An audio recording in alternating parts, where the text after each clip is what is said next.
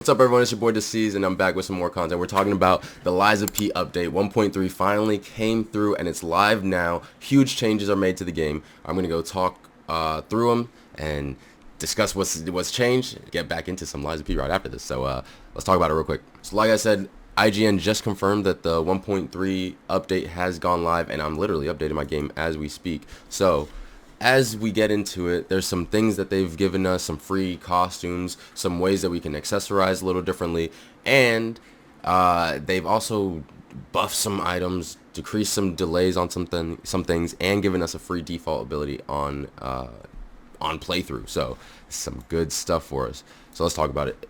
In the 1.3 patch notes, new costumes have been added, including the Alchemist hat, the Treasure Hunter's mask, the Treasure Hunter's hunting apparel, and the Illusory Emerald glasses, which is all costumes that you just get for just opening up the game. On top of that, with each of those, you can now mix and match with the hats being different, the glasses being different. You can wear Geppetto's this with that thing there. And speaking of Geppetto, we now have short gray hair being added to the game, which you get after reaching the game's ending.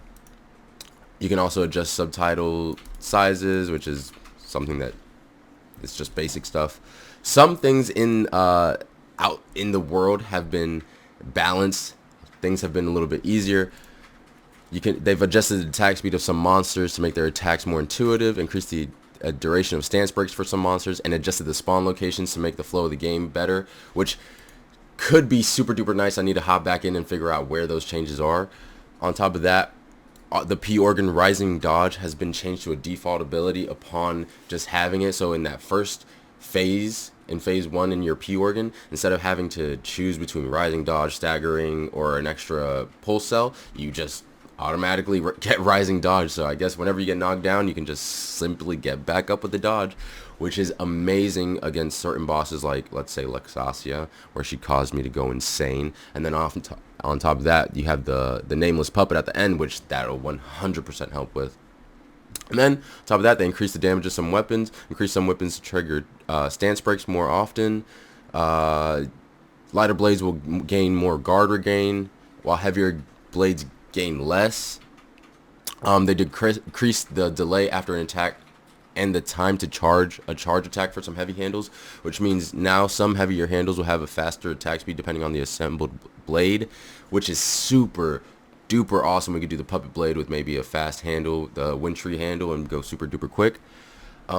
They adjusted the puppet saber to now actually get increased stats when you enhance it, increase the movement distance while using Proof of Humanity weapons attack skill, and then some other stuff for the etiquette. They increased the damage reduction rate while guarding with the weapon etiquette, which is the umbrella, but reduce the fable charge amount for a set period of time when attacking, enhance the attack tracking mechanism after successfully performing the Fable Arts guard parry, increase the damage buff of the Bell of Provocation to the player, and the attribute status ailments will now stack faster for the following arts: Thunder Strike, Flame Strike, Acid Slash, which is awesome for some others of those other bosses too.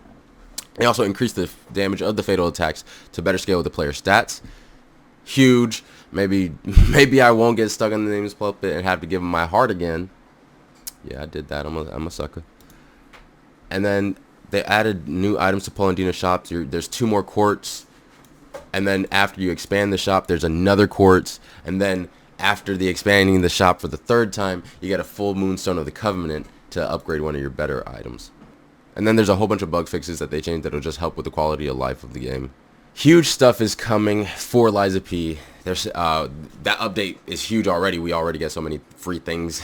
1, the rising dodge. 2, the costumes, the ability to mix and match. Now, the heavy weapons doing more damage. Our playthroughs might be a little bit easier. Some of the monsters in the world are a little bit easier to place and easier to find. These playthroughs will be a little bit easier because, for real, through my first one, I was going crazy. I was screaming. I was running out of the room. I almost punched my monitor. I almost punched the window. I almost punched the door. But maybe that won't happen for the next person when they get in here.